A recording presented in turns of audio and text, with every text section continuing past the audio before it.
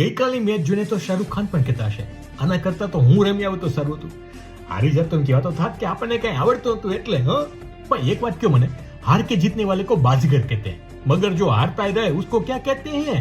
उसे केकेआर कहते हैं. ભાઈ ગઈકાલની મેચ કેકેઆર હાર્યું 180 રન કર્યા પછી. ક્યાં હાર્યું ખબર તમને?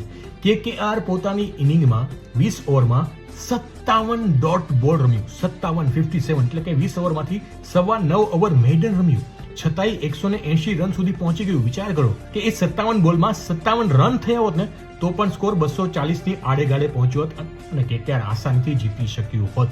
પણ કેકેઆર એક યુનિક રેકોર્ડ કરી નાખ્યો છે કે કોઈ પણ ટીમ જેને 57 ડોટ બોલ રમ્યા હોય છતાં 180 રન સુધી પહોંચ્યા હોય એવી કેકેઆર આઈપીએલના ઇતિહાસની પહેલી ટીમ બની ગઈ છે. બાકી 5મી ટીમ બની છે આઈપીએલના ઇતિહાસની જે લગાતાર 6 મેચો હારી હોય.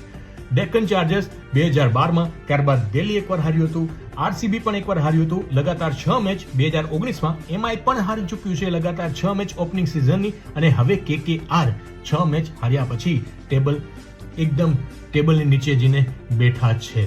તો અહીંયા ઘણી બધી તકલીફો છે કેકેઆરમાં, કારણ કે કેકેઆરની હિસ્ટ્રી જોઈએ ને તો 2024માં કેકેઆરના વાઇસ કેપ્ટન હતા નીતિશ રાણા, 2025માં ગાયબ. 2025માં કેકેઆરના વાઇસ કેપ્ટન હતા વેંકટેશ અય્યર, જે 2026માં ગાયબ. હવે 2026માં કેકેઆરના વાઇસ કેપ્ટન છે રિંકુ સિંહ.